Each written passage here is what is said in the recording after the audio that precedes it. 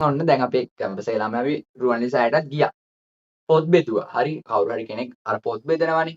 රුවන්වැලිසෑය ගාව පොත් බෙදුවා. දැන් එක එක කට්ටියට එක එක විදිහේ පොත් තමයි හම්බුනේ. වැඩේ කියන්නේ හරිද? මට හම්බුණා මට ගැළපෙනම පොතක්. මම දන්නේ ඒක කොහොම හම්බුණාද කියලා. මට හම්බුනේ පොත මොකක්ද දන්නවද?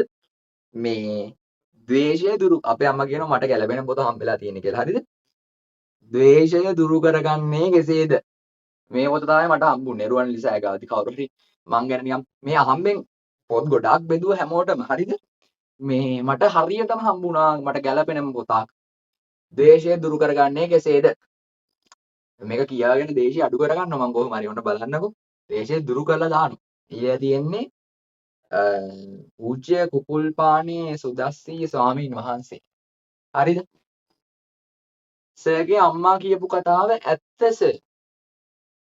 ඔව්. ඒ වුණාට එහෙම ලොකුවට තරහ ඔයාලට මං එහෙම ලොකුවට තරහ ගන්න නෑනේ. ඔයාලට එහෙම ලොකුවට මනින්නේ නෑනේ. කොහොම හරි ඉතින් ගැළපෙනම පොත තමයි මට හම්බුනේ. අම්මා කිව්වා කියලා ගැළපෙනම පොත. ඔව්. ගැළපෙනම පොත තමයි හම්බෙලා තියෙන්නේ. හරි. දැන් මේක කියා ගන්න ඕනි කොහොම හරි. දේශය දුරු කරගන්නේ කෙසේද? ලබන සති ඉඳන් එනකොට දේශේ නෑ මට. හරිද? හරි. හරි. අරක ලියා ගන්න.